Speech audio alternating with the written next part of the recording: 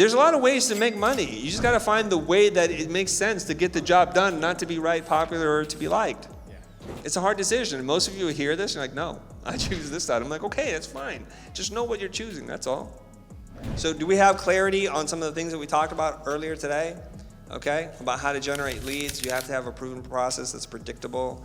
You probably need to control the amounts of products that you can sell, and you need to communicate that in a clear, transparent, and honest manner. You all need to be working on building authority in your space, and there's things that are much easier to do than others. Make your own list, grade your own list, and start attacking it, but have the discipline to pick the thing that's going to work, not the thing that you like. The video you're about to watch is our last and final episode of the Business Bootcamp series. If you missed the previous 3 episodes, they're going to be linked below. In this video, Chris does a deep dive on how you can start creating supply and demand for your business, some hard lessons he has learned in over 20 years of running his agency, and how you can start building your personal brand in authority without a following. All right, let's get back to the video. Okay, everybody's pretty clear about this part, right? So when you identify the amount of supply that you have and you communicate it to people, all of a sudden it becomes scarce. You need to be able to do that. Even things have infinite supply. Okay? And in the conversation I had with Daniel Priestley, he's like, well, Chris, just close the pro group down to a certain number of people and then close that down to how many people can actually enroll in a month. Okay? Did it help? Did it help? Yeah. I mean, yes. We just started doing it. So the data so far so good. Okay. Yes. Okay. So the general concept is this. Okay. You kind of do a little bit of pre-announcement. So you tell the market, I'm going to do something. Something's available, and you have to be very specific. Okay. And then you get the market to basically do this. Raise their hand to say, hey, I'm interested in this concept. At this point, it's a concept, most likely. It's just an idea. I'm about to do something, let me know. So in Priestley's example, he's like, I'm gonna run a workshop for 50 people in London, July, August, whatever, sometime. And I'm only gonna do it if I can get 50 of you to pre-register for the ticket. If you're interested and you wanna be the first one to know, let me know if you're interested. So you're signaling to the market of your intention, and then they volunteer to be part of something. And then you move them into some kind of staging area. Okay? What's the symbol for a stage or a staging area? Pen? What? Pen? Pens? Like a cage? Curtains. Oh, curtains. Okay. Okay, curtains. Something like that, right? Or you know what? Let's just do the red velvet rope thing. Okay? You move them into a space. And it's important that they can see each other. The visibility part is the most critical part to this, okay? So you know when you go to a movie theater and there's a line for a movie, that lets other people know there is greater demand than there are seats available. When you go to a restaurant and there's a line out the door, even though it's never true, because you wait an hour to get in and there's like so many empty tables, they do that on purpose. They never want to be at capacity. Scott, what do you want to say? The club example where they make everyone in a club like line out outside, right? And that's the same phenomena where. That's literally what we're talking about. Yeah. Yeah. So I notice also now when you go to certain luxury goods stores, even though there's no one in there, they still make you wait outside.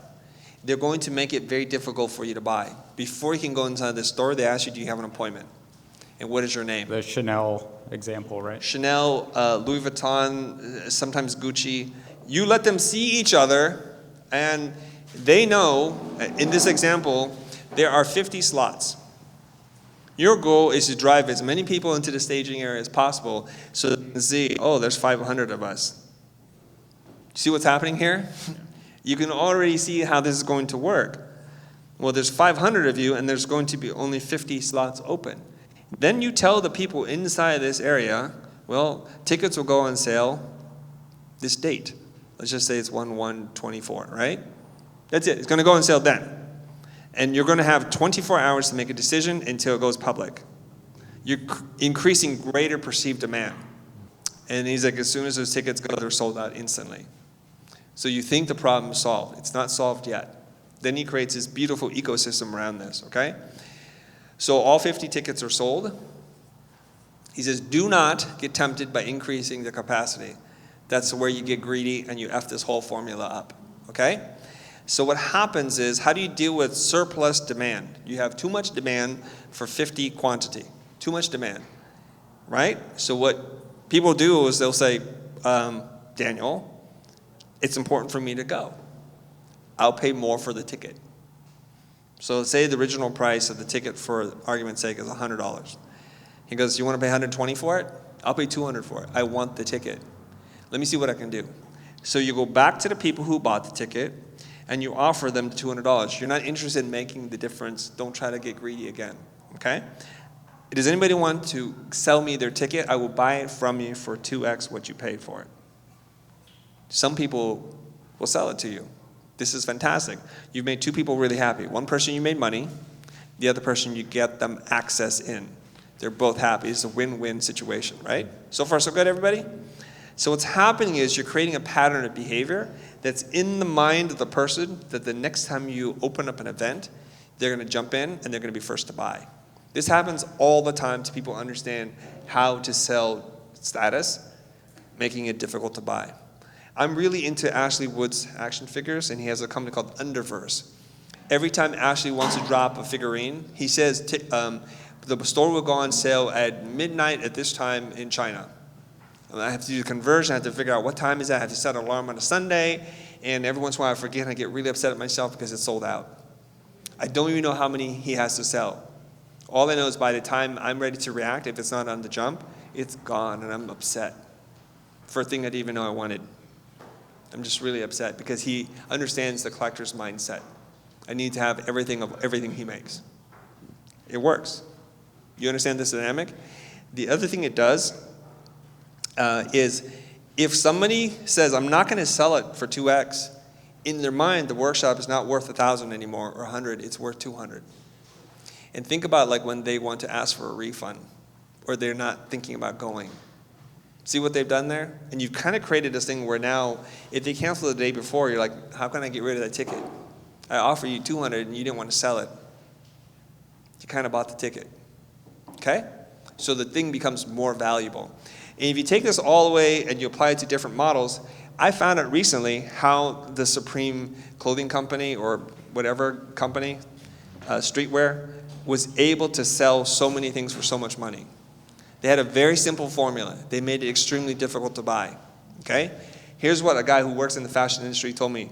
They had one store in New York. They would release whatever they wanted to release. There was a drop that happened every single Thursday. People started to find out about this, and they would start to line up. Because whenever they made something, they never made it again. This is critical. They created real limits on supply. So what would happen is people who would want this thing would then pay other people to wait in line for them. So that person would make money, and they would buy whatever. Like literally, they would buy a brick with the word Supreme on it. And here's the weird thing. That brick can be sold for oftentimes 2 to 4x what they paid for it. So kids and people who wanted to make money would just wait in line all day long the night before, and the line created this demand, this illusion of demand for other people to wait in line, and it started feeding on itself. And I said, this is nuts. They have to release a new product every single Thursday? This is insane. I'm like, yeah, it's difficult, not impossible. Then he broke it down for me. He's like, usually fashion companies release things in seasons, 4 seasons a year, and there's a whole collection. Their genius is they just took the collection and released it once a week. Pretty genius. So before, when we were talking to Jason and other people, you don't have to change what you do. Just change one factor of what you do, and all of a sudden it becomes a whole new thing. Where did Supreme go wrong? Supreme was bought by the parent company that owns the North Face. Them being a giant corporation, wanting to squeeze as much profit as possible, they decided, let's open more Supreme stores, and let's get rid of this stupid thing that's really difficult to manage on every Thursday. Supreme ain't selling so well now. They kind of effed it up. When you literally can go into a store and buy it, and there's no line out front, the entire hype thing dies. So it turns out vintage Supreme things still sell for a lot of freaking money because they know that was when it was cool.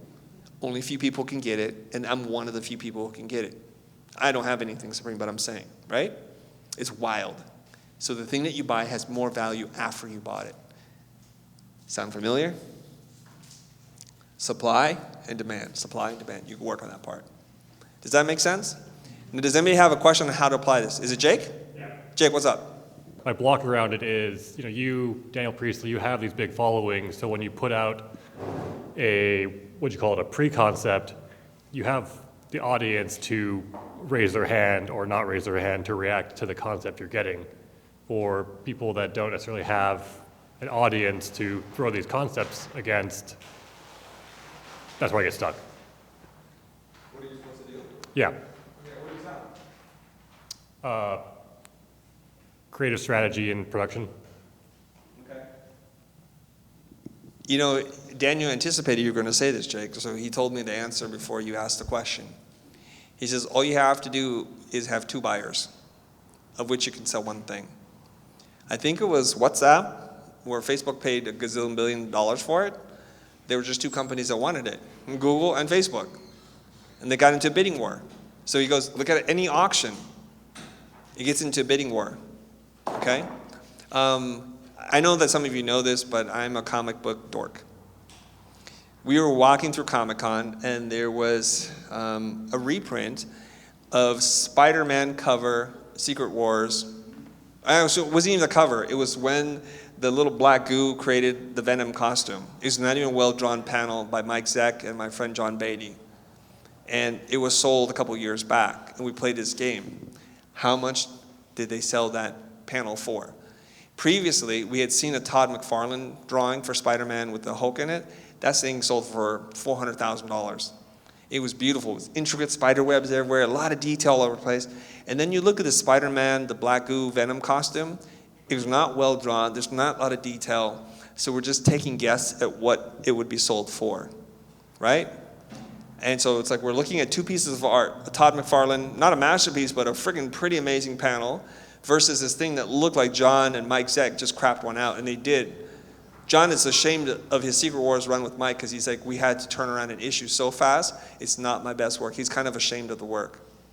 That page, what do you think it sold for? I only gave you 2 pieces of information.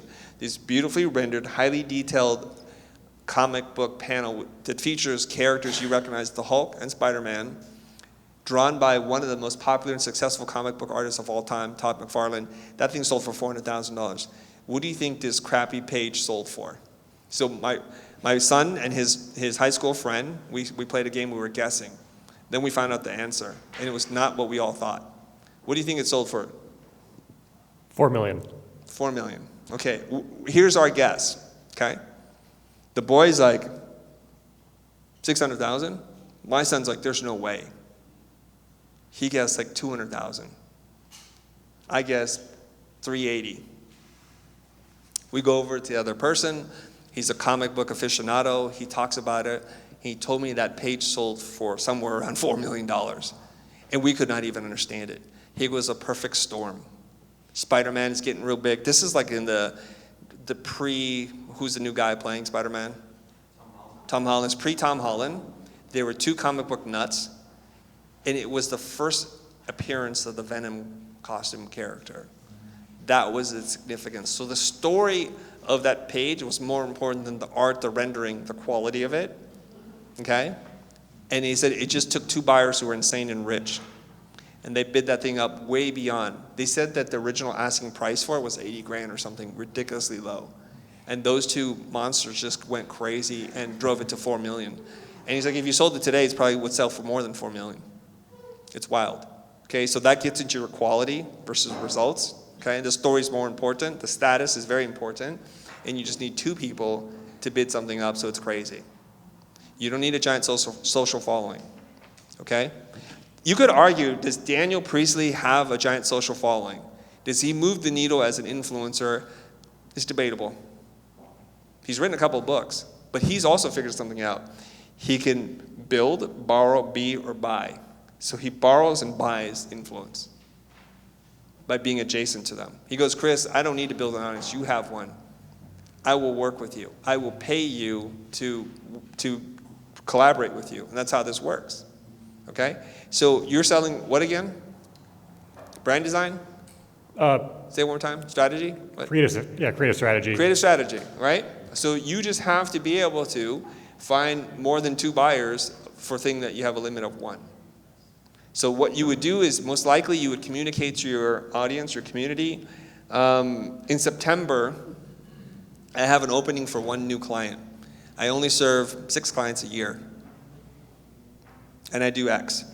So you signal to the market. If you're interested, you put them into some kind of holding space. Some creativity has to be applied here, but this is the overall structure. Do we understand the structure? Okay, then we can figure out how to apply it, yeah? And then now that you understand it, if this tickles you, read the book, oversubscribe, and then listen to the podcast in whatever order you want. The blueprint is there. And I do ask lots of questions, and he answers all of them. Go ahead. What is your name again? Cam. Cam? So I had kind of a specific question. Is email marketing valid enough social proofs? And the reason I ask this is most of our funnel is from Google Ads. I haven't done any brand building yet. But I've got 700 emails. If I just say, oh, we've got 2 slots, trust me, is that enough social proof to be valid for this approach or not? It is a relative question. And for some people, 700 is a lot. If you have 700 buyers for a home, that's a lot, right? So social proof, I don't know if that's social proof. You're just saying I have an email list of 700 people, right? Yeah, so I guess what I'm asking is if I just send an email to everyone on that list and say, hey, we've got 2 slots for Q3. Yeah, out of 700 take my people? word for it, is that good enough? If it's true. Okay. Have you tried it before? Yeah, and I got 1 client from it, but since I've been too busy and I have not done it. So, no? You haven't tried this before? You I have? tried it once and it worked. And it worked? And I got a client from it. Okay, Yeah. so you tried it and it worked. Yep. And your question now is, would I try it worked? Was it real? If it Okay. worked before, you're like, this is the crazy thing about creative people. It worked. I'm never going to do it again. I will never do it again. Screw you. That steak was delicious. I'm never going to eat that again. That was the most amazing date. I'm never going to date that person again. You just try it again, right? But only if it's true. This is the thing. It's got to be true. So if you say I have 2 open, this is where it gets into manipulation marketing, which I don't like. Yeah. Okay? If that's false scarcity, like where it's like, well, I have 2, but then you take on 55 clients, it's not going to work. Yeah. Okay? Okay. So it's worked for you. All right. Maybe that was a humble brag. Scott, go ahead. And there are limits to it. Throw the mic to Scott. Who's got the mic? Here we go. Throw it both at the same time. Go ahead. And there are limits to it, right? Like Limits to what? To how often you can do this. As often as there's a new opening. Look, full transparency. We're trying to get the pro group to 1,000 people. We're at 5 something. I don't know the count. Maybe 530, 550, something like that, right? Huh? Is it 700? Yeah, I think it's 700. Don't get mad at me. I don't know the numbers. I don't know the numbers, ladies. I don't. I always think it's 500. You ever ask me, it's like 900, it's 500. I don't know why. I'm just stuck on 500. I always feel like I'm a loser, okay? So let's say it's 530, all right? Basically, we have capacity for 470 more. And how do we increase scarcity again? We could enroll 470 at a time, but no, we like only 30 at a time. And you know what's really cool about that? We never put a limit on how many people can enroll in a given period ever. What's kind of interesting is more people are triggered by that and they want to buy. It's kind of wild. It was so wild that actually Ben sent an email to the entire team. We broke a sales record in terms of community revenue in a given month. Between Accelerator and the Pro Group, we just did that. And we just started applying this. Ask me in 6 months if it's working. I do not know. Conceptually, it works, so I know it's going to work. And if it doesn't work, I don't think the theory is bad. I think our application of it's bad. Right? So now if you want to enter the Pro Group, you're put into a Facebook group where you can see more than 30 people in there. And we're developing a program to keep them entertained for a while until it opens up again. Okay? So that whole idea of 30 gets us more sales than just saying however many. Because people are however many, well, I'll wait. I'll wait till next month. I'll keep waiting. The most beautiful thing is going to happen when we hit 1,000 and now you can't get in anymore. And then I cannot and I will not open it to be more people. I will then now pay people to leave. People who annoy me first. I'll pay you to leave. I'll pay you more than what you paid. Please leave. No. Really. You don't need to be here. Please leave. There are people in there that I want to leave, and now I'll offer them money to leave. What kind of power is that? What kind of leverage do you have? What are you saying to people? Are people going to be less likely to complain? Probably, especially when I'm offering them money to leave. You want to get to that state. We will happily buy back whatever you bought. Think about the guarantee in that. Go ahead, Jason. Throw the mic. When you create that waiting room type situation where you show like the 30 people hanging out or more than 30 people hanging out? Yes, it has to be more than 30. Okay. So I want to know, let's say you're first trying this kind of stuff out and it's like, I'm only taking 5 clients on and it's like 1 person hanging out in there. Like, how do you not end up making it worse for yourself when there's like nobody in this waiting room? Right. So we're going to work on the demand side simultaneously. Okay. Gotcha. You reduce supply down while increasing demand. It's a function of these 2 things. Got it. Yeah? I think if I had said, hey, bootcamp alumni, I have 20 seats, they're all free, only for the first 20 who would say yes, this place would have 20 people. Instead, we're like, whoever wants to come, and 20 people did not show up. Okay? More for you, less for them. But a few people couldn't make it for different reasons, travel reasons, COVID. Yeah. Drigo. Currently 217 people in the waiting room, in the lounge. So, see? 217 people. Cool. And you know what it is? I want to share this with you. It's the power of an idea. When you hear a good idea, don't fight it. Just try to how fast can we execute on this idea? It doesn't need to be perfect. All I did was I sent a text message to Ben, Carrie, and Jess and say, hey, just talk to Daniel Priestley. I need you to listen to this raw recording before it's edited. Listen to this, apply this. Here's what we need to do. And then there was a couple of messages between Ben and I. What should we limit the group to? I polled Carrie. Carrie didn't want to say. And eventually I'm like 1,000. I wanted it to be 3,000, but I'm like 1,000. I talked to Ben, and Ben and I agreed to 30 a month. 30 people she can manage, right? It's good now. Now she's happy. She's like, 30 a month, I can do. Here's the strategy, and they're figuring it out. So she's working with Drigo to create the experience so you get put in a queue so that you can see who else is there. Next month, we'll see the data, but the data is looking very good. And if we can keep doing this, an idea, one conversation with Priestley, we're going to fix a big problem. And what do they do in this waiting room? Like, how do you... Nothing right now, okay. But they're getting stuff to do. Okay. It doesn't even matter. Think about this, guys. When you wait in line at the store, at the Louis Vuitton, or the movie theater, or the restaurant, what do they care? Do they do anything for you? No. You just wait. But we're going to do something. So what we're doing is we're dripping them content as a preview to the pro group.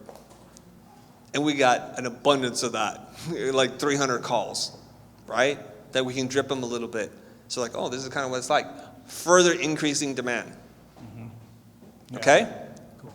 Make sense? And I'm applying this over and over again now because it seems like it's a good concept.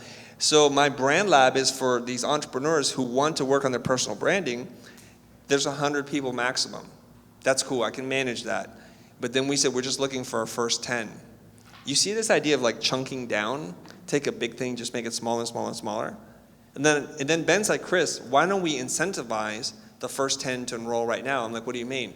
He says the first 10 people to enroll, you do a one-on-one strategy session with them, you give them their blueprint. I'm like, execute it, Ben, let's go. Creating more demand and scarcity only for the first 10. You see, Jason, yeah. We can sweeten it to a certain point when it'd be stupid for them to say no. Right. And we'll get there. Once we get the first 10, the other 90 will be easy to get. Yeah. I believe that. Drop your price either. No, you know what I did? I was talking to Jasmine Starr in the green room when I was in New York, and she told me, Chris, just chop your whole program in half. It was 36 grand for a year. That's a big commitment. It's 18 grand for 6 months. They're like, what a great price. You do the math, it's exactly the same price. It's just 6 months. And you know what she told me? She wasn't saying like it's easier to onboard people. She told me, you might not want to do this in 6 months. Just try it out for 6. I'm like, that works. And she told me to get rid of all the other stuff. We're about to get rid of more stuff. It's kind of weird. Okay, full transparency. We do a weekly call, right? For the Brand Lab. A weekly call. It's an hour and a half. I'll solve your problem. It also comes with a 3-day workshop like this, where you fly in, I work with you, we'll get your stuff done. Somebody complained, I'm not going to enroll in the program because I can't make the workshop. I was talking to Ben. All of a sudden we're like, let's get rid of the workshop. Same price. What do they want to complain about? I just get rid of more stuff until they can't complain anymore. And so he's like, what do we do instead? He goes, what if we gave them VIP access to anything that you're doing? I'm like, that works for me. I don't even know what I'm doing. That works. See how we do it? This is how we problem solve, everybody, until we get them, right? So if we get 10 people, it'll be $180,000. I want to sell at that level. When we get a full group, that's 1.8 million. We do that twice a year, it's 3.6 million. It's pretty good. And when we get a wait list, the price will just go up. Just real quick on touching on that thing where you got rid of stuff. How does that like connect in with what you were talking about earlier of like, or even with like Alex Hormozy's stuff about creating that offer that's kind of, you know, stupid to refuse? How do those things connect? Because if you're taking away stuff and then... Because you think sometimes giving more stuff is a better value, and it's actually not. Yeah. They're distractions. Because now they're like, well, I want this, but I don't want that. Therefore, I want to pay less. The same thing happened with the pro group. I don't want to watch the archives. I don't want to do that. It's like, what? So we just get rid of stuff, and it's just easier to sell. So it's about simplicity. Simplicity. Less complex. My brain doesn't have to think too much about what it is I want. Here's an exercise in anti-simplicity. Just go to Cheesecake Factory and figure out what you want to order. You have a heart attack. After and before you eat. Right? For sure you will. It's just too much. I can't deal with it. Right? So we just get rid of stuff. Because what I'm saying is the value isn't sitting down and meeting. The value is not even doing calls with me weekly. Because somebody asked me how many calls should I be on. I said as few as possible, please. I'm going to give you feedback. I don't have a service where I actually give people feedback on what it is they're trying to do. So the marketing plan becomes really simple. I would teach you everything that you need to know about personal branding for free. If you want the feedback from me, you'll pay me the 18 grand. And you'll be happy to do it. Because I'll tell you something, in that world, any little stupid creative thing I can mention to them, their minds are blown. And I've been studying advertising and writing for some time now. I know a few tricks. We can do this all day long. It's so easy. Don't know why I didn't do this earlier. Make sense? But you have to be willing to see that there's another market over here, that I was just looking this way. All I had to do is just turn there and they're right there. It's pretty awesome. So whatever new objections I hear from them, I just change the sales copy, I change the program and the offer until it's like there. You cannot complain anymore, and now they just buy. Okay? It's like, if you go to, what are those medieval times restaurant? I've never been. They joust, they fight, and you get a meal and entertainment. I'm like, well, if they're not showing up for the fight, I'll just serve them the food. And it's just easier. Why do I gotta pay for all this stuff? The arena, right? I don't have to. Just get rid of stuff. Mo, who's got the mic? Oh, whoa, woo! That was almost the end of the workshop right there. Off the backboard with the alley-oop. Quick question. A theme that I constantly hear you talk about is your objectivity in just looking at the data and then making decisions from that logical place without any emotion. You talked about it in the beginning when you said, when I realized that businesses or business owners, entrepreneurs needed creative, I flipped the script on Brand Lab. You just said it. They don't want live events. Get rid of it. But I'm hearing the people in the room not being able to get to that same conclusion as fast as you. So I'm curious, when you see that data, how are you just able to be like, yep, okay, get rid of it, bye. Or yes, let's add it. Because I think that would save a lot of people a lot of heartache in being able to just get to that result faster. Am I off? No, you're on. Okay. Thanks, Rigo. I know the mic is, but. Okay. It's a very simple thing. And you'll see this happen with me time and time again. I'm just not horrifically attached to anything but success. That's it. The only thing I love more than my own idea is success. So when Jasmine starts to cut your program and I'm like, fudge, okay. All right. I thought it was a 12-month program. I thought I want them to commit to 12 months, and I'm over it. I thought the value was going to be doing these 3-day immersive things. And it only took one guy to say, I can't go to it. I'm like, okay, we'll get rid of it. I might not get him as a client, but from the future, nobody's going to complain about that because it's not even a thing anymore. So you just get rid of it, okay? Many, many years ago, Kira told me, You can get the job done. Get job done, right? On one side, and you have to pick. Get the job done or be right. Or be popular. He said one more thing, I can't remember. Be right, be popular. It's everything you guys want. Or do you want to get the job done? And I've been tested many, many times before. I'll get to you in a second, Kezia. I've been tested so many times on this. And my robot brain says, I don't care about being right. I don't even want to be popular or to be liked. I'd rather just get the job done. Okay? There was a case, and some of you know this, where my sales rep was like super unethical. Got insulted that we did something, that we're talking to other reps. I didn't know it was a crime to talk to other people. Got super upset and said, fine, I quit. And my executive producer and I were like, thank God, we don't want to work with you anyways. And that was in October, November, okay? And the contract expired in December. No problem. Now we're looking for a new rep, and we found a new rep. You know what happened in January? My old rep called me up and says, what are we doing? I haven't seen reports from you guys. I'm like, what do you mean, what are we doing? You guys still are on contract with me. No, we're not. Go read your contract. Open up the contract. It says it auto renews unless it's in writing. Auto renews every single year. And she knew this. And we said, but you quit. That would null and void that, right? She goes, I don't remember that. Oh, yeah. So my executive producer and I was like, well, there's two of us, and we remember this, right? And I was like, get my attorney on the phone right now. Get the attorney on the phone. I'm like, his name is Stuart. I'm like, Stuart, for many years you've defended me on things. It's time to go to war. Unleash the hounds of hell. I've always wanted to say it, and I said it to him. He goes, okay, Chris, as much as I want to sue her into hell, it's not good for your business. This is going to be a long, drawn-out process. There's a contract, and it's your word against hers. I'm like, but what about my executive producer? They'll say he's under your employment, was pressured to say whatever he's going to say to save his ass. Okay. She quit. She hasn't been working for us for months. Now she wants us to pay her to buy her out of the contract so I can hire a new rep. We got problems. She didn't want just a little bit. She's like, I want to see all your books for the last 3 months. I'm like, but you haven't been selling for us. It doesn't matter. It's in your contract. I want to see everything. I think I wound up paying her like $32,000. That was a painful check for me to write. And this is where Kira's like, you want to get the job done or you want to be right?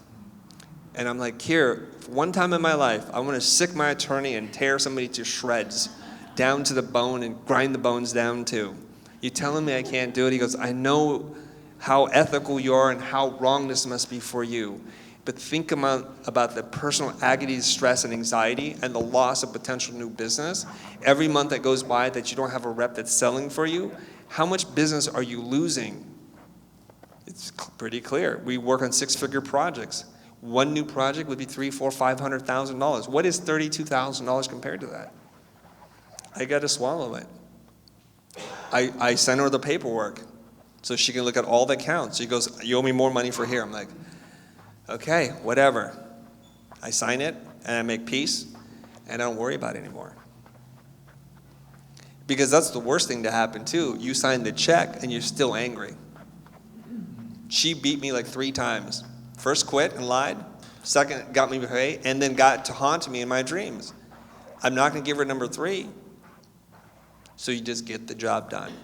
If you always focus on this, you'll do well. Hey, real quick, my team informed me that 53% of you that tune into our channel have not hit the subscribe button.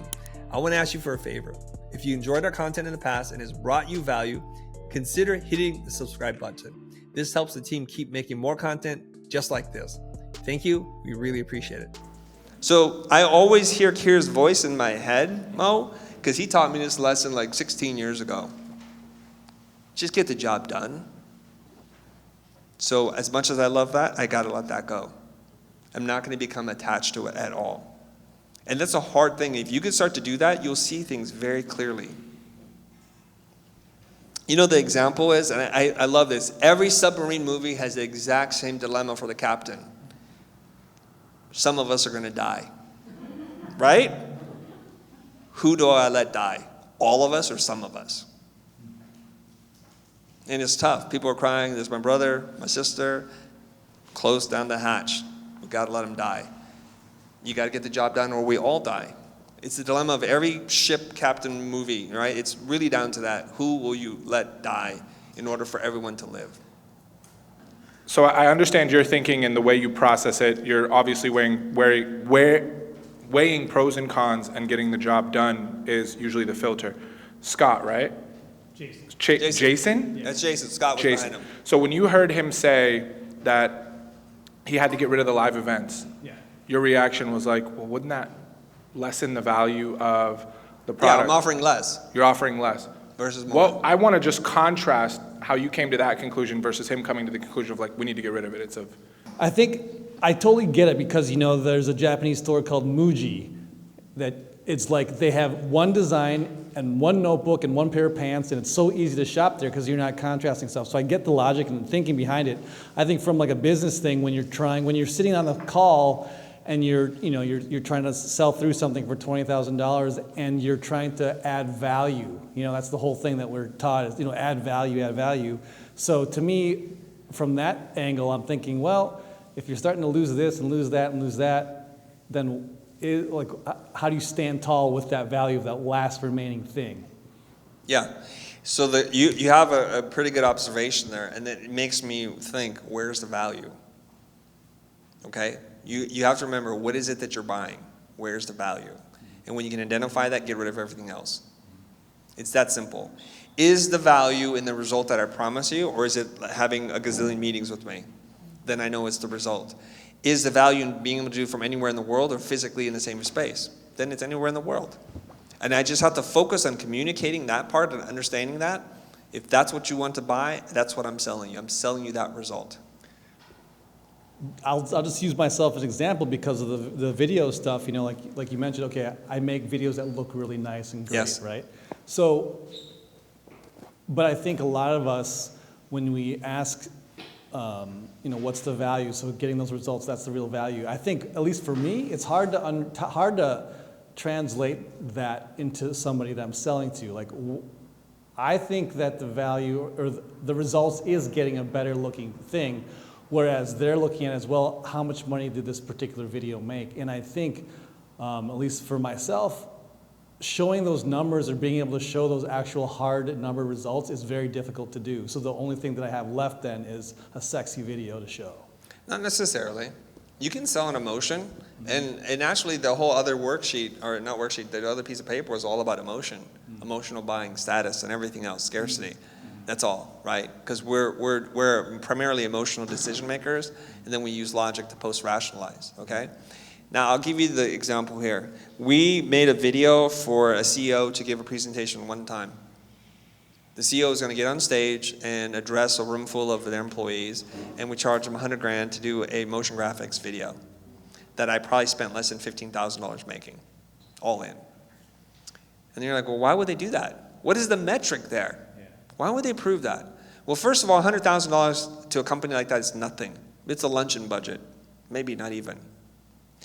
But the value to the CEO not to feel embarrassed or to feel proud is worth more than $100,000. So the marketing team didn't even need the CEO's approval. They're just going to spend it because they don't want to come back on them. Who made this crappy ass presentation? When I go to address the shareholders and the team and I'm trying to rah-rah the troops, that's what you guys gave me? It's emotional. But it has to be to the right buyer. You're just consistently selling to the wrong buyer so that it's an uphill battle, right? But people do want people to see the videos. So those guys from Sandwich Videos and the Harmon Brothers, they've been able to figure out how to get a lot of people to watch their videos, and so they have extreme value. It's not in the production. You know the Harmon Brothers? Oh yeah, for sure. You know them, right? They have a whole formula. They sell the formula, and they create authority. And they have evidence that they are able to make videos that people want to watch. It's a strange phenomenon when you watch a 30-minute commercial voluntarily. It's weird. I've watched the Dr. Swatch commercial many times. The whole thing. I've even paused and rewound it. I think it has over 100 million views, last I checked. That's a phenomenal thing. Maybe production value isn't all that. Maybe it was just about casting and setting up the argument. If you can do that, you'll have more jobs and more opportunities and more money than you know what to do with. So it's the pursuit of something. Now, if you want to be a filmmaker and tell stories, I think you need to switch lanes. I think you should make content for streaming services. Did you listen to that episode? There was a guy who's produced over 300 films. He said he's only lost money on one film. I interviewed him. He's here somewhere in Beverly Hills. I'm supposed to have lunch with him at some point, but I'm antisocial, so I've not called him back. Okay. Yeah? Listen to that episode. He breaks down the entire formula. So what's happening is when somebody sells like Tiger King to Netflix, he talks about the entire deal, how it's structured, how much money they make, and you can make a really good living as a living documentary filmmaker these days. This did not exist before. You do give up something. You give up the intellectual property rights and the licensing and the merchandising. But you might make 13 million. And you get to make projects that you love. I would rather see you, like, do you know the guy who produced the Kanye West documentary? It's not Genius, or something like that, I can't even pronounce it. That guy produced a film like way before Kanye was even Kanye. He'd been sitting on that film for like 20 years. What did he get paid, $30 million for it? 40 million. It just took him 20 years to get 40 million. And he almost gave up on it. But then he got this young guy who's going to be this super polarizing character that Netflix would, this is an extremely rare deal, but why can't that be you? You can make the Tiger King. You got to find somebody who's interesting and volatile and maybe a murderer. I don't know. Murder records, murder people, I don't know. Right? Maybe you know a serial killer and you could just, no, I don't know. There's a lot of ways to make money. You just got to find the way that it makes sense to get the job done, not to be right, popular, or to be liked. That's it. It's a hard decision. Most of you hear this, you're like, no, I choose this side. I'm like, okay, that's fine. Just know what you're choosing, that's all. Right? I had a conversation with Mo at the last meetup we had together. I said, Mo, why do you dress like that? He goes, yo, dog, it's my identity. I'm like, but you don't look like a guy I should take seriously. He goes, I'm not going to play by the man's rules. I'm like, so you choose not to be taken seriously, right? He goes, no, it's my identity. And we argued about it for a little bit. And you know the argument that I made with him that then he just relented, which was, I said, when you go to a Japanese home, do you take off your shoes? Yes. Do you talk loudly? I would not. Why would you do that? Respect the customs. When you walk into a person's place of business, what are you saying? Respect me, or I should respect you. So you adopt the language of the person you want to show respect to. Then he understood it. Still dressed the same way. I'm just kidding. You know what I mean? Yeah. So getting the job done is usually what you want to pick here, but I want to share an idea with you guys that I think you'll really get a kick. Okay? Can we do that? All right. Here's the thing. If you want to establish your authority, grow your following on social media, develop your personal brand, you have to learn how to be a better educator. And this is going to help Ehorn, okay? You have to be a better educator. So it's worthwhile for us to spend time on how to be a better educator. Yeah? Because you can apply this to anything, to your team. You can apply it to your client. You can apply it like when you're in Q&A session when you're not even an educator. And I recently had a conversation with Rob Fitzpatrick. It's going to be a bomb podcast. It's 2 hours long. Do you guys know the name Rob Fitzpatrick? Okay. Rob wrote this thing called the Workshop Survival Guide with another guy. Pre-pandemic, or during the pandemic, I reached out to him because I saw that his email is pretty easy. It's in the book. So I dropped him a line and said, hey, can I interview you? Are you in America somewhere? And he's like, yeah, totally, let's do it. And then as the date approached, he's like, I have to cancel. And then I emailed him again. He never responded again. That was like 2.5 years ago. I'm looking at his book. I'm like, damn, what happened to Rob? So I messaged him again and said, hey, Rob, I get it. Priorities change and everything. I'd still love to chat with you just to geek out over what it is that you're teaching. He goes, done deal, Chris. And we just had a conversation. He's living somewhere in Spain, right? And he's written another book, How to Write Useful Books. It's very good. So he's written multiple books, Rob Fitzpatrick. So I have a 2-hour education with him because I said, I want to become the best educator that I can be, and I want to learn from you. I've been having this type of conversation with many people that I look up to. It's been an amazing little adventure here. So I said, Rob, I do workshops, but I don't do a great job. I'm doing too much talking. This is not a workshop, by the way. So he told me what I needed to do. And it seems so freaking obvious. I'm angry at myself for how stupid I am. But I'm going to share it with you because I think you can learn something here, okay? Early on, when I started making Instagram content, when I started to figure out how to play the game, I made the classic mistake. I tried to teach too much. The slides were too dense. It created 2 problems. 1, people didn't want to read it, too much friction. And number 2, I was going to run out of things to say really fast because I thought I had to put the best of me in every single thing. It turns out the opposite is true.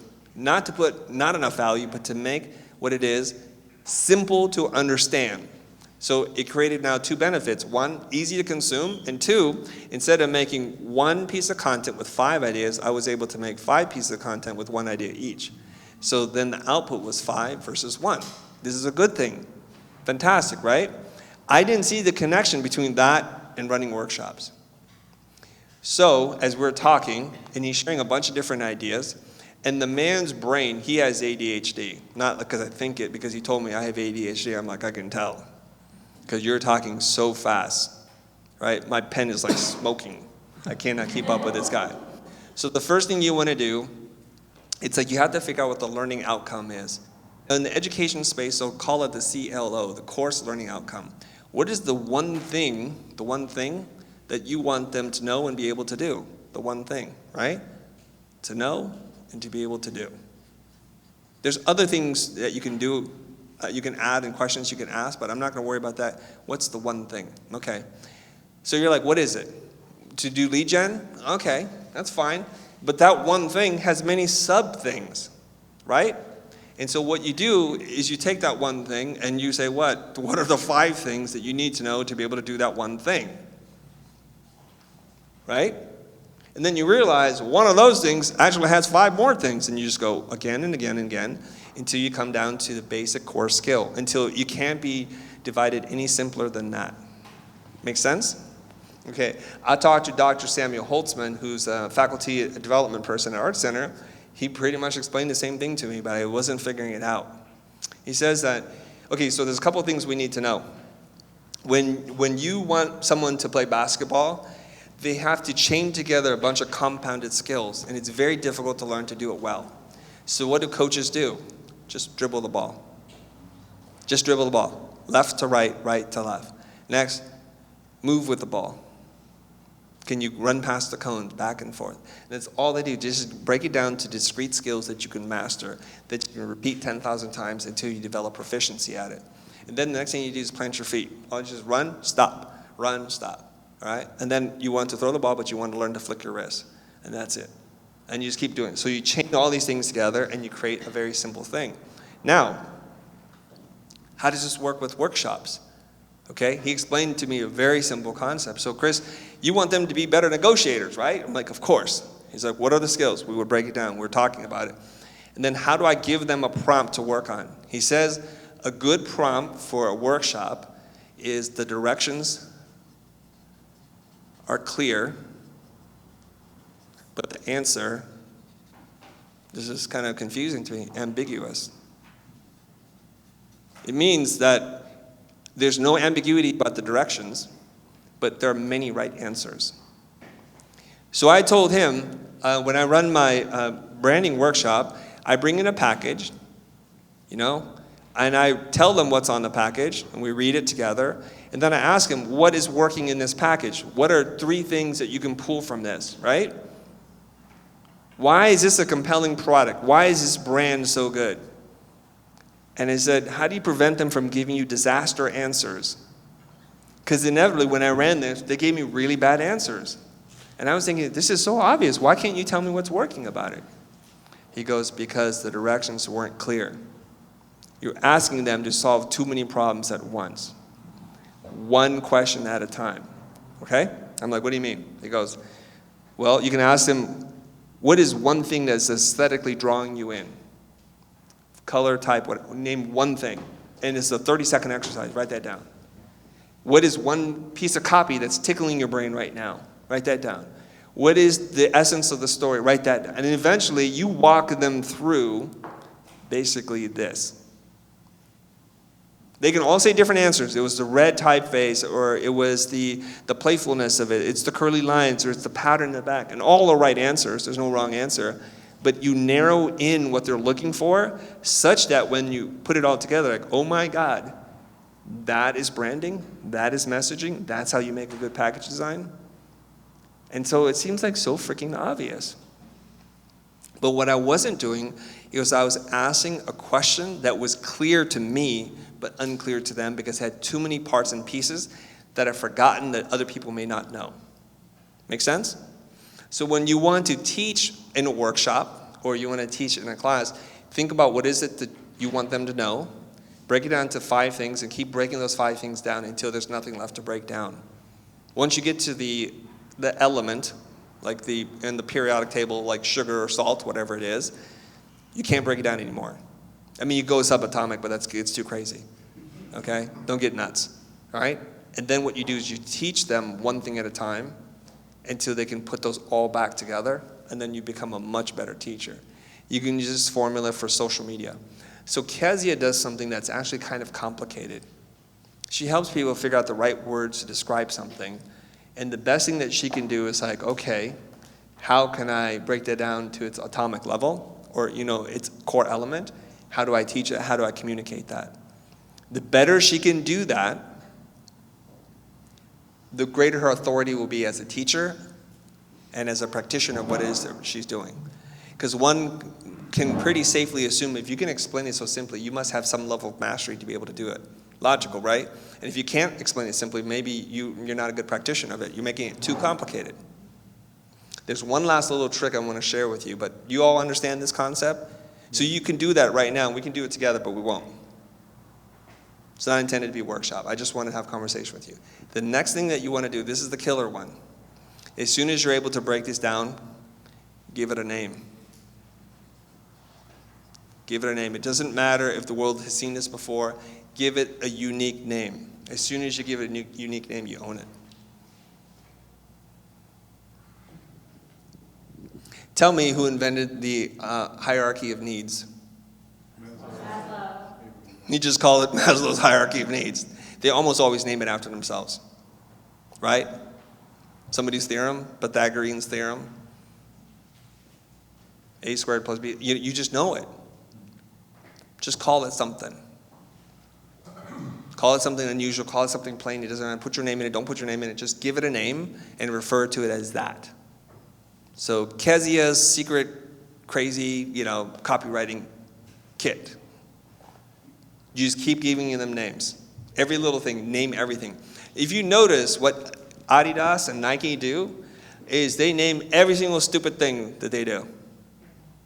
Adiprene. What? Right? They name everything. Every little invention that they have. Every technology. The foam is called Adiprene. If it's recycled, it's called something else. They give it a name. Because now they own that. And they make it simple to understand. Apple does this too. Retina display? What? They're saying a display for eyes? Duh. Retina display? Have you thought about that? And then when you start using that language, they own you. Retina display. You just give it a name. So there's an expression, I forget the expression, but it's like name it to tame it, which is about naming and labeling your emotions, but it also works in kind of owning it. So there's an expression somewhere, and it's in my deck. I didn't bring my deck. I wasn't prepared to talk about this, but give it a name. Break it down to its core component, give it a name. Is the name about the whole workshop, or? No, every component that you could think. Really, every Yeah, just every motherfucking little thing you can name. Okay. Yeah. Thank you. Everything that you think is a kind of a cool little thing that you brought together. I don't know if you know this. When I talk about personal branding, I'm like, what's your 2-word brand? That's not even super specific, but now people are like, Chris, I love your 2-word brand. Okay. Name it. That's it. Just give it a name. It's kind of stupid, but it works. And I just want to do what works. Okay. Will, you want to say something, Will? Oh, you did? Okay, cool. We got it. So I'm not saying like step one, is too many names to remember. I'm talking about like that's a name, that's a name, that's a name. Just name it. If you can, name it. Okay? Sam Horn has several in her book. POP. Read her book. P-O-P. Sam Horn. Okay? She has an exercise where she's like alphabetize it. She calls it the W9 exercise, which is 9 W questions, you know, W9, you get it? So now we can remember it. So those things are also called mnemonics, things to help us remember, mnemonics, right? And so you want to do that. You take big, complicated ideas and you reduce it down to something we all can remember, because that puts in a nice little mental suitcase that you can unpack later. Okay? All right. Scott, and then we're going to just spend the rest of the time on personal brand. Yeah, just a little thing I learned from Eben Pagan was about using alliteration. So Kezia's kit, you know, Kezia's, I forget what the one you use. So if you can use, so a lot of big brands end up doing that, right? Where it's some kind of alliteration, like Coca-Cola, right, is a good example, or like Bed Bath & Beyond, because then it sticks in your mind. Yeah. And so, anyway. There are very simple rules that you follow will make things a lot easier to remember. Alliteration, Peter Piper picked a pickled peppers or something like that. Coca-Cola is a little bit different. Hard K sounds are the most easy sounds to pronounce in most cultures. Mm-hmm. That's why it's Coca-Cola. That's why it's Kodak. Mm. It's why they try to have a hard K. It's very hard to miss it, all right? And the other thing is 3s are better than 2. Things that rhyme are easy to remember. So if you can do alliteration that rhymes in 3s, it's a beautiful thing. Repetition works, right? And also combining words together works beautifully. That's how you own it. I didn't know this, and I feel stupid for even not knowing this, but smog is smoke and fog. I just thought it was smog all along. See? Smog, right? I didn't know it either. Don't feel so stupid, because at least there's 2 of us. I think smog. I didn't know, right? And there's lots of words that we use in the common lexicon that are just combinations of 2 words. Hacktivist is a hacker activist, which we probably like, duh. Somebody just figured that out. A hacker activist, hacktivist, and you coined the term. Dr. Clayton Christensen, the late Dr. Clayton Christensen, I believe was the first person to coin the term disruption in the way that we use it today. Make up a word, combine 2 words, but don't make it so goofy and cute that people are like, that's annoying. You're trying too hard. Apparently, if you try too hard, people hate you. There's a whole Venn diagram about this, do you know? People don't try hard enough, people who try too hard.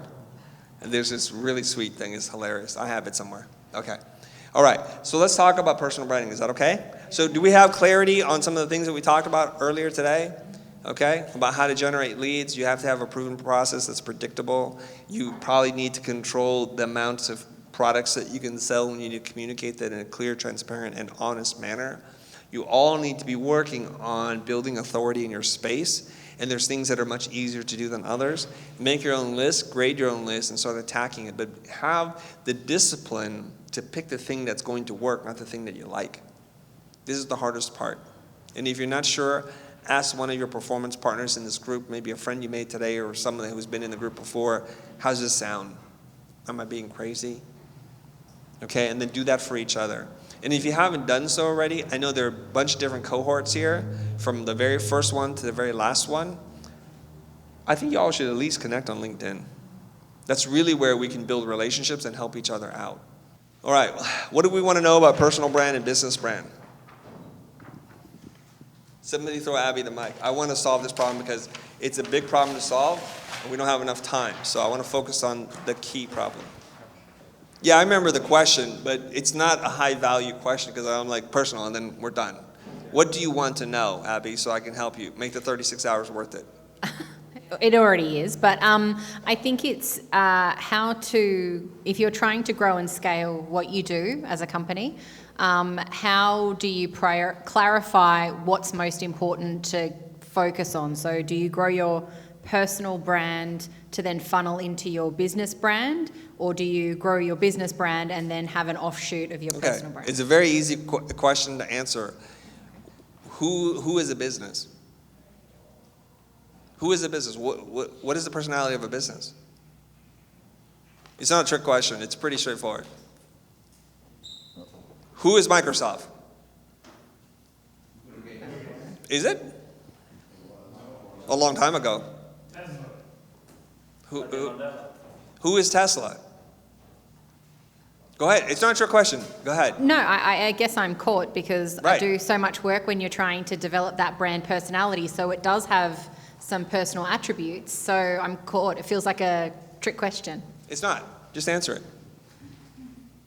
I can't. Who is Tesla?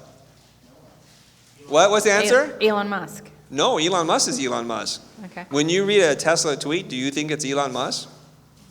How do you know that? It's, Because they're not crazy. There's a whole department that writes for him. yeah. So when you see a tweet from Tesla, do you think it's Elon? No. How about Virgin? No. How about any company? No. No. Not even Patagonia. We are smart enough to know that the founder or the people we connect with, the personality, is not the person running the account. Very rarely are they the same. And so this is why Elon's account is on orders of magnitude greater than Tesla. This is why Steve Jobs or Tim Cook's following is much bigger than Apple's. Why Richard Branson's account is much bigger than Virgin. So do you have the answer you're looking for? Yeah. These are not the droids. Okay? So now let's get into something much deeper than that. People always ask me this question, I'm like, what is the business? And I know why it's confusing for you. Because you think this is how I'm going to get clients. And you want to abandon that. And the truth is, it's not how you get clients. I think it's hard for a room full of creatives and strategists to see somebody who has both a successful personal brand and a successful visual brand of the company and a successful brand company, and then just be told that answer at face value. Because I think in addition to like wanting to build our own personal brand, we're also business owners and brand strategists and brand designers and creatives. So if I may, if someone had to focus, where should they allocate their focus when it comes to that? Because these are also the owner-operators of the businesses. This is the difficulty of anybody who asks a question is, are you willing to hear the answer? I want Me? to Are think you about asking it. me? No, just a human. Oh. Humans. You, anybody in this room. When you ask a question, are you willing to hear the answer, or you only want to hear the answer that aligns with what you already want to know? Isn't the point to come here and learn and relearn and unlearn? So Yeah, but you know how many times people ask me questions they don't want to hear the answer to? It happens all the time, sometimes in this room. It happens all the time. I'm telling you that right now. So if I can give you like one life secret hack that'll give you an abundance of wealth and relationships and everything you want in your life, you just have to do just one thing, okay? Here's the one thing you need to do. Find one person you trust. You don't need a lot of evidence. Just go with your gut. I trust this person. And whatever that monkey tells you to do, you just do. It's that simple. But here's what happens in reality. You ask this person that you trust, that you give a lot of money, time, and resources to, and then you challenge the advice they give you. It's always the way until now, until the end of time. There are a couple of people that I coach, and people always ask me, who are the most coachable people? Who's had the greatest success? And it's always the same type of person. Sometimes they have a military background. I don't know what the connection is. It's probably a correlation, but not a causal relationship. I tell them to jump in front of a bus, and they just jump in front of the bus. They don't even ask me if it's going to hurt. So those people have to be very careful what I say, right? The example, I tell Ben Burns to fire his clients. He says, okay. What do I say to them? We can get to work now, right? I tell this other person, your customer intake form is wrong. He's like, I'm rewriting it right now. I'm like, wait, slow down. Slow down a little bit, right? So some people I have to be very careful what I say because they will just do it. And they're almost always the most successful. When you hear a crazy testimonial from somebody that's been through the boot camp or the pro group or somebody I've coached one-on-one, and they say, Chris has made me 5 times the amount of money, they're the same person. They always just do it. I'll give you the example right now. And Mo and I got into like a 45-minute debate, and he still wouldn't let it go. He's like a dog on a bone. He just won't let it go. What Eamon told me, he says, Chris, if you just looked at all the products and services that you sold and focused on the one that's making you the most money and the most profit and got rid of everything else, and then you took the one channel in which is giving you the greatest amount of awareness, top of the funnel that drives to that product, and you got rid of everything else, you'll have a $10 million company by the end of the year. And I'm in the car, and Mo's like, what are you gonna do? I said, I'm still thinking, man. I'm processing this. And he goes, Chris, you don't have to do that. He goes, you can make money and have impact and do these other projects. He goes, why don't you do it? Because I'm like, that's not how I operate. If I want to listen to this man's advice, which I'm not 100% I do just yet, then I either do it or I don't do it. But what people do is they're like, well, I'll do this, but I'll change it. So before you can actually execute the plan that you were given, you change the plan and you wonder why later it doesn't work. People do this all the time. I'm not telling you to trust me or to trust Bob or to trust Mary or Kate or whoever. Just find one person and just do it. Yesterday, we had a woman, her name was Robin, and she was trying to grow her TikTok account. Shh, don't give it away, Kezia. Shh, all right? And she has 2,000 followers, 3,000 followers, having worked on it for about 2 years. And she goes, I don't know what to do. I said, you know there's an abundance of TikTokers who tell you how to grow on TikTok? She goes, I don't know who to trust. I'm like, anyone, because what you do ain't working. It's super clear. Whoever's laid out your strategy, fire that person. She goes, but it's me. I'm like, I know. You just want to do more of what you want to do, or you can figure it out. And many of us in this room who have like farted 4 times at TikTok have 3,000 followers. They just give them away. So how she has 3,000 followers in 2 years, and that's important to her, she ain't following the plan. She wants to follow no one's plan because she's waiting for the perfect plan. Right? So that's the number one hack. Just pick somebody, follow them, do what they tell you to do. You pick up a book, this person, you're like, I kind of like this person, just do what they say. If they're like, pour your heart, your soul out on social media, just do it. To the best of your ability, don't try to change it, just do it. Because you're not that smart to change the direction before you do it. My wife's always wondering, like, why am I following the directions? Like, shh, I need to do it this way. She goes, you can just improvise here. I'm like, that's the difference between me and everyone else. I want to do it the way I'm instructed. I want to do it over and over again, and then eventually I'll spot a pattern, I'll do it a little bit different. I just want to learn it the way the masters told me to do it. So in Priestley's like, reduce the group to a number. Just commit. I don't care what number you, and then reduce that number to a certain number per month. I'm like, oh my God, this sounds terrible. Next day I called my team and said, let's do it. Do it exactly the way we're instructed to do it. Don't change it. Seems to be working. You know, Jasmine Star says something to me I don't want to do, but I'm like, I'm going to do it. Don't want to do it, okay? So, Mo, back to your question about a person who seems to be managing both things and is working, I just told you what you need to do. And then you want to find a reason, not you specific, I know you're doing it for the group. Why don't we do it the way we think you're doing it versus the way you just told us the way to do it? So it comes back to you want to get the job done? You know that's why I pulled the sheet back out, or you want to be right. That's up to you. The longer you stay here, the longer you will suffer. It's really weird, okay?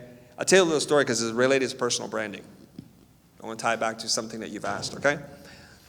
Annalie Hansen's a friend of mine. I've shared this story with her in the room, so I don't feel wrong about this, okay?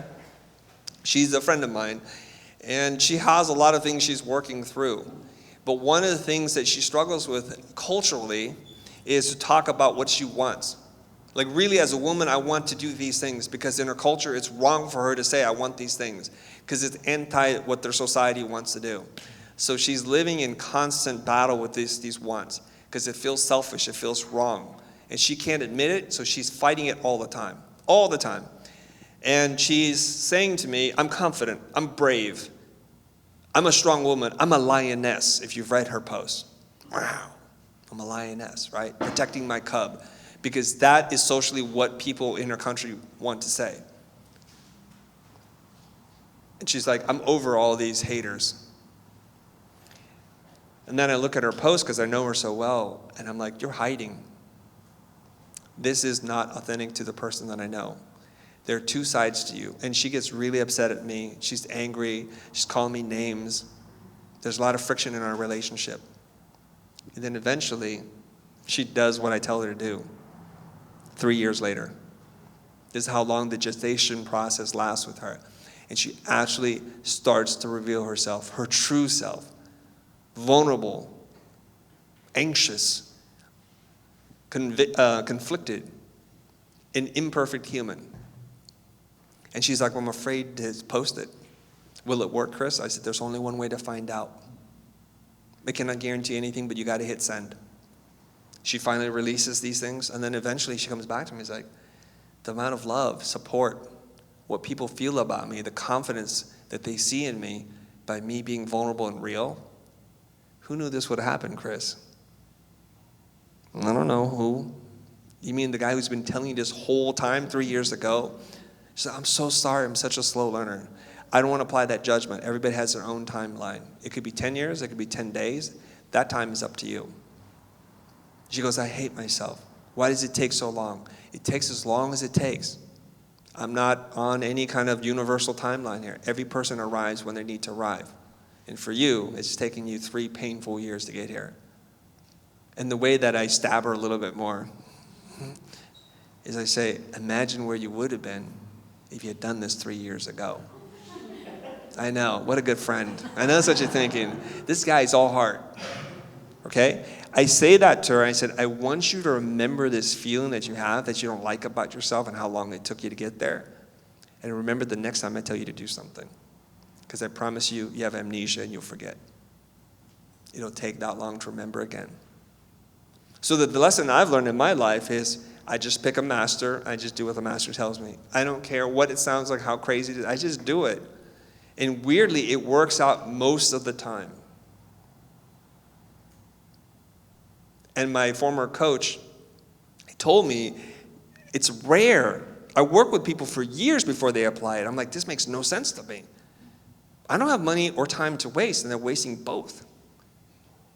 I don't understand, Kier, why do they do this? He goes, I don't get it either, but this is how humans are. So you have to learn in your mind, when you're ready to flip the switch, flip it fast. The faster, the better.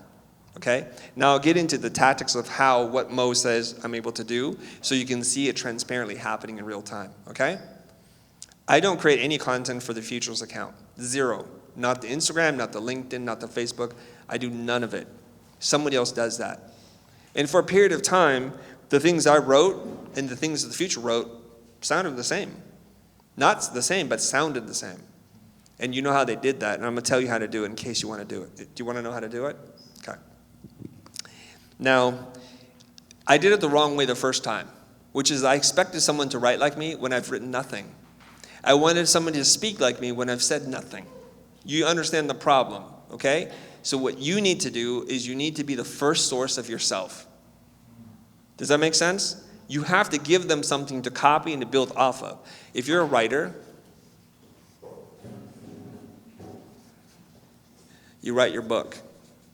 So then what they do is they take pages from the book, and they're like, okay, it's not literally the same page, but now I know what you say because I've understood your writing. And then you record a video. I just draw rabbit ears. I know nobody does anymore, okay? And then from that, they can get that, and they can get little snippets of you. And then they can start to understand who you are, your point of view, your ideas, but you have to create the original content, the source material. So when we hired social media firms to manage our social media account, they had nothing to work off of except for our portfolio, which does not have a voice, it does not have a point of view, it's just work. They got nothing to say. Then this young woman, her name is Elle, she used to work for me, she was our social media intern from the UK. She would write posts for our Instagram account, and it was really weird and it really bothered me. I'm going to see her in a few days, right? There's my account, and then there's the Future account. And the Futures account grew faster than my account. I'm like, what the hell? You are borrowing from my source code. How is it that on IG, the Futures account is growing faster than me? I don't understand this, and it bothered me deeply because I have competition issues. I'm like, what? It's not even me. If you like my thoughts, why don't you follow the source code? And the reason why, Abby, is because she was consistent and she wrote posts in the way that people needed to consume them, and I was not. So sometimes you can have great ideas and you could try to express them on your own account and not even grow because you don't know the rules. And truth be told, I didn't spend enough time on Instagram to know how it works. And she did, because she grew up with Instagram, so to speak. She understood the tools, how hashtags work, the cadence, all that stuff. So if you want to build your own personal brand and your corporate brand, there needs to be some connection here, because otherwise the corporate brand has no voice, it has no soul, it has no ideas, it has no opinions. And that's the problem with the way most people write, because they want to use their corporate brand just to sell more things. That's all. But if we go back to, if you teach people something, you build authority, you grow your audience, and you will generate leads. It's not a one-to-one ratio, but it's a much better thing for you to pursue than just to jam marketing campaigns into people's faces. And if you're really good at that, go for it. But also realize it comes at the long-term detriment of your value. Okay? So you guys know this. Some of my accounts have actually reached a pretty high state. And from that point, now I'm able to get all kinds of crazy good deals. And it's freaking awesome. It's so amazing. I can't tell you how amazing it is. You'd vomit. I just go home, I tell my wife, and she wants to vomit. She's like, this is horrible. This is horrible. You know, like yesterday, we held an event, like what is it called, a fireside chat, where the ticket price was $0. It's just pure donation. Donation, I expected $0. It's just whatever you want to give or nothing at all. 0 tickets that were sold were $0. Some were $1, some were $5, some were $20. A couple were $100. I'm like, what is going on? And then I showed my wife, look at this. And she's like, what? We sold this many tickets and this is how much money, and it was all free. You see, so it's not what I can get from people today, but what they want to give you tomorrow. And that's the game I want to play. And I'm telling you right now, everything you want, just follow that game plan and you'll get it. But you have to stay committed and you have to just keep grinding at it, okay? There's no shortcuts to this, because, you know, here we are, 36 hours later, a stupid video on the internet, and here we are having a relationship with each other that I think is genuine because it comes from a genuine place. And I think people can smell that. They really can. And you can see those marketer scumbags that are out there doing their thing. You might buy their product because they have something to sell you, but you got no relationship with them. You owe them nothing. You feel no connection, an emotional, irrational connection or bond with them. How can I help you build your personal brand in the last 5 minutes here so we can take pictures and do fake ceremonies? Okay, go ahead. You got the mic? Go ahead. What else can I do for you? Honestly, I just think I need to take a more religious approach to some of the teachings and stop picking and choosing what I want to apply. Yeah. Here's one hack, okay? Everybody can do this because you're like, I don't know what to say. I'm terrible, okay? All right. What's the topic you want to speak about? What's the topic you want to be known for? One topic. Me personally? Yes. Positioning. Positioning.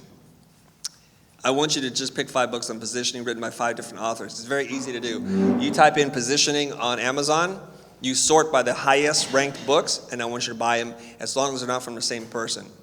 They have to be from different people. Because then we get to topical reading, we compare and contrast, okay? There's that number again, 5. It's always 5. You want to read 5 books. It's really easy. As soon as you know what you want to talk about on positioning, read 5 books. You probably read Jack Tree's and Al Trout's book on positioning. They coined the term positioning. I would start there. There are other books on positioning where they don't call it positioning, but it's really positioning. I think The Win Without Pitching is a positioning book. It's actually not pitching at all. It's kind of misleading. So what you want to do is you want to read 5 books. So it's very easy, okay? Let's say the average price of a book on Amazon is $30. I don't even think it's that high. Huh? Get it used, whatever, but it's not even that high. Let's just say it's $30. The most you're going to spend is $150, and that seems like a pretty modest investment to build your knowledge base, to do personal development, and to be a thought leader in a space, or at least just have the confidence to know that you know what you're talking about, okay? Somebody has spent a lot of time, perhaps a lifetime, distilling what they've learned into a book, okay? Very simple formula. If you do this, I promise you, August of next year, if we do this again, you're going to come back and say, dude, I just crushed. And I'm like, I know, I see you everywhere now.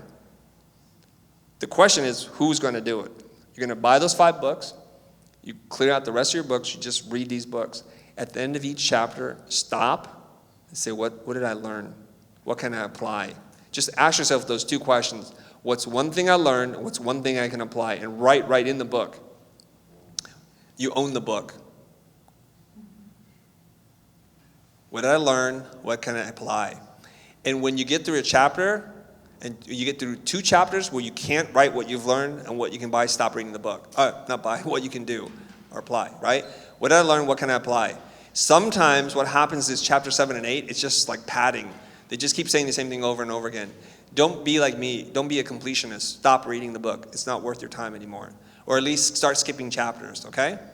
And then you're done. Read the next book.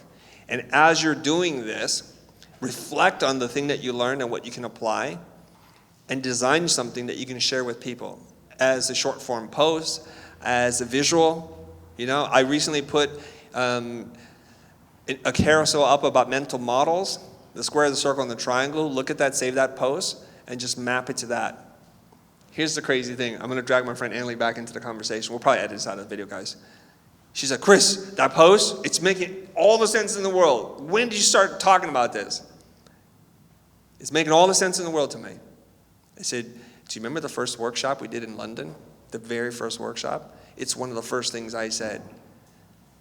She says, you're right. It's been there the whole time.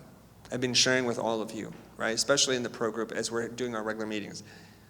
Map this into something. Translate it into some form that's even easier to understand. And then what you want to do is you need to cite the source. This is very important. It's a way to honor the idea, and it builds credibility. And what you're doing is you're borrowing from people's expertise and you're building relationships with them. The reason why I have a relationship with so many authors now, when I say so many, it's like just a few, is because I help to sell their books. If it's a Marty Newmeyer idea, I put Marty's face in it, I put his book, I tag him. There's no way you can mistake it. Only time I don't do that is because I forgot, or because I think it's so annoying that every other slide I'm citing, it's like it's enough, right? I've met my limit. And to this date, no one's ever called me and said, you scumbag, you know? Do you know that my relationship with Blair N started out as an angry one? He was angry at me. And now he's sending me lightsabers. It's true. And if you look at the dedication in the back of... 100% true. But if you look at the dedication in the back of my book, he's one of the platinum level sponsors. He bought the book for $1,000. Reciprocity, long-term value, relationship building. And the last time I had a chat with him pre-pandemic, I'm like, let's do an episode together. He's like, I'll fly there. We'll do it together. I don't feel worthy. Ish. I mean, I do, but I'm just... That's so cool, right? Authors keep sending me books now. It's awesome. And I tell them I can't read it. All right. What else do you want to know about personal branding? I'll tell you right now. I'm good. You're good? Excellent. I love that. Are you satisfied? Yeah. Will you go home on that plane with a smile in your heart? Yeah. Yeah? Okay. And I'll see you next year. Okay. With the results, yeah? Yep. Yeah. And I'll see you. You want to be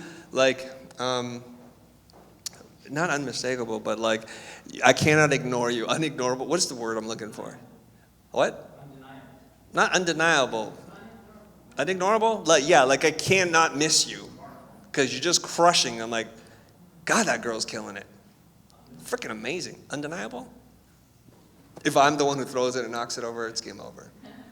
So right now, I have basically a paid advertising agency, and we're talking about personal branding. You had an agency where you were doing graphic design work and videos and stuff, and now you've transitioned into being an educator. So from what I'm hearing, that's kind of where we should all be headed. Is that what you're saying? Or no. I mean, I think we all evolve to a certain point, and depending on what you want from your life, how hard you're willing to work, and what kind of sacrifices you want to make, you'll find the right balance for you. I think I could have stayed as a happy designer for a really long time. I'd just have 2 people working for me, and the impact I want to make on the world would just be that. I just want to make beautiful identities. But that's not what I want. You know, I have crazy, freaking stupid ideas I want to see come to life. And my wife is always like, God, the cojones on you to think you can do that. I'm like, so for me to do something, I got to believe I can do it. So stop raining on my parade. I'm just going to do it. And if I fail, I'll get up and I'll keep trying until there's so much evidence that it's not possible. I just believe it's possible. And so far, it seems like everything I want, I just get. I know, poor me. I just want it. And I'm willing to sacrifice a lot to get it. And I'm willing to play the long game. Okay? So it's not for everybody. Maybe it's not what you want. And I think this, okay, as we get back to personal branding a little bit here, I believe your purpose in life is to discover your gift. And then your mission is to give it away.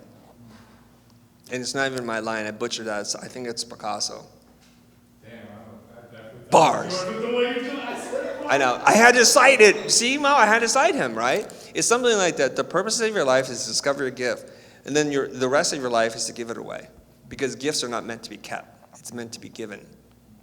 And I think some of us will never discover our gift. Some of us discover our gift and won't give it away. Some of us know our gift, will give it away, but can't do it at any kind of scale. That's where I'm operating out of, right? And that's the place I want to be. And you know, we were joking about this the other day in a group, a bunch of new grads. Why are you so happy? I found it. Can you feel it? And when somebody finds it, you can kind of, I don't know about aura and energy, but I'm like, I think there's something there. I'm a little lighter in my step. That's all. So I think you all need to figure out what the hell your gift is. And your gift is not what you think it is. It's a combination of your weaknesses and your strengths and where those overlap. And it's a lot about like your physical attributes, like the voice, the way you project, your energy, the shape of your body. I think is it Rizzo, the singer? Is it Rizzo? Rizzo? Lizzo, big black woman, right? She found her gift and she's embraced all of it. And it's amazing to see. My wife was watching her and she didn't know her from Jack. She goes, this woman is so inspirational. The fact that she goes out there with leotards and just does what she does. And she gives a lot of women and men power. She just said, I accept myself. So it's like we're always running away from who we are to be somebody we're not because we don't feel like we can be that person to be accepted. And to kind of bookend that story about Annalie, it's like I already see you this whole time. I'm waiting for you to be brave enough to show the world who you are. And I believe she's on the path to doing something amazing with just being who she is. I'm not saying she's going to be rich or famous or be a mega influencer, but my God, she's going to be in her power. I want to make some socks, and the socks are going to remind you, stand in your power. And that's about embracing who you are. And you can do it, each and every single one of you. There's this guy, he always goes to the, what is that YouTube conference? VidCon. He goes to VidCon, and he has like some kind of birth defects, and he's really awkward, his spine is jacked, and his face is all messed up, but he's out there, he's dancing, and apparently he's some amazing DJ. And people are telling me like he has 1 million followers on TikTok. This kid has figured it out because there's a lot of things working against him, but apparently he knows how to spin records. And people are so joyful just to see him celebrating life despite everything that's working against him. So all of you, whether you're single, married, divorced, an only child, a child of 15 people, whatever it is that you're going through in your life, as soon as you can own that, and let that be part of you and not fight that part, you're going to be one step closer to finding your gift. Okay? Like, I wonder, people who have a beautiful voice, if you're not using your voice to sing and perform, you are wasting one part of your gift. I wish I could carry a tune. I can't. I wish I could dance, because I'd be singing and dancing in front of you right now. That's all I got are diagrams and some ideas, and I will sell you that. I will give you that, because that'll be my gift to you. Okay? That's it. I mean, what else? Jason? Oh, Do it, dude. this is back a couple of the. He's all about my positioning. No, I'm just kidding.